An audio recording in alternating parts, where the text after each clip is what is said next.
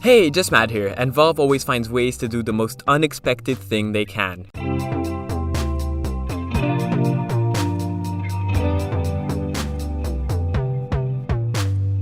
So this morning, they released an update which is supposed to help stop cheaters. They removed the fact that you can get a free upgrade to Prime by playing the game a lot. They even removed ranks for non-Prime players, and most importantly for investors, they removed in-game drops for non-Prime players. Now at this point, if you put yourself in the mind of Valve, cogs are probably turning in your head, and you're thinking, wait a second, didn't we put a type of drop that was exclusive to non-Prime players? Nah, don't worry about it, Gabe, just throw it in the rare drop pool and go back to sleep. So yeah, Valve removed the non-Prime drop pool for cases and just put all of those cases into the rare pool. All non-Prime cases are now rare.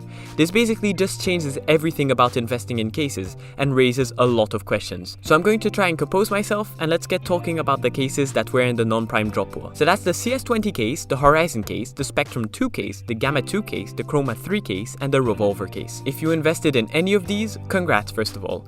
And secondly, since they are all now rare as far as we know, they are much better for investing. The supply for them has basically been cut off, and the demand has stayed approximately the same. So from simple economics, the price will go up. When I say the price will go up, I mean in the long term. I don't mean this current increase in price, because the reason for this increase is investors.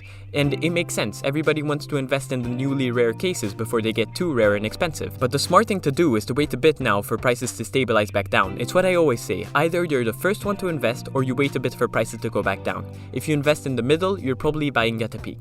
Also, these are quite an exciting set of cases. There's the Revolver case in them, a horrible case for skins, but that was the last non-rare case to contain the OG knives in OG finishes. It's a semi-popular case, as we can see from FIADX data, just because it was the cheapest way to get a chance at some OG knives, and it still is. Then there's the CS20 case. The only way to get the classic knife is now in the rare pool. Now this is very interesting, because will CSGO bring back the classic knife in a new case for the 25th anniversary of the game, for example? Who knows? But what I know is that the CS20 case and knives until then could become quite rare. There's also the Spectrum 2 case among them, the last non-rare option to get the second gen knives, including the butterfly knife in chroma finishes. Then there's the Gamma 2 case, the last non-rare option to get the OG knife in gamma finishes. And then there's the Chroma 3 case, the last non-rare case to contain the OG knives in chroma finishes. So yeah, this is a big deal. This is going to be good for anyone owning an OG or second gen knife, although don't expect any incredible returns on them. So which one should you invest in then? In my opinion, all of them are great choices. The Horizon case is the only one whose knives can still be obtained in a case that is still in the Prime drop pool,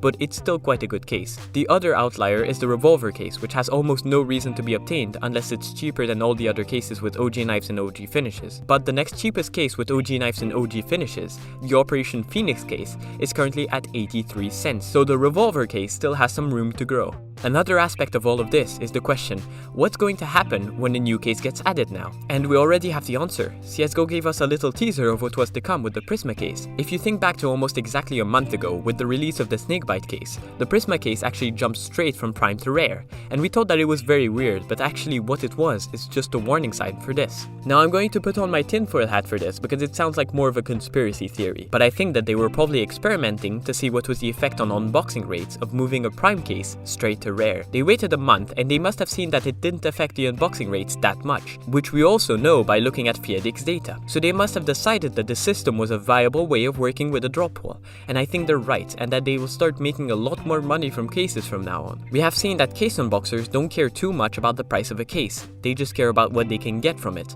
So by putting cases in Rare, they increase their price, which makes them more money from Steam market transactions, but doesn't affect the number of unboxings too much. So a lot of people have been talking about the risk of Valve reintroducing these cases into the Prime drop pool. And for me, the only way that could happen is if the community stops unboxing these rare cases. So case unboxing figures are going to be something to keep an eye on. Now let's get into Guess the Game. Congrats to last video's winner, JustMaD, who is the first to get a point and currently in first place. If you want to join him, it's very simple. All you have to do is comment the 2 teams that played in the game you've been seeing in the background of this video. And if you're first, you'll get a point and get added to the leaderboard. Honorable mentions to Nikola Jancic, who wasn't accepted because he posted his answer before the video was released. And that's all I have for you today. Don't buy into hypes, and I think this summer is going to be very good for anyone investing into CSGO.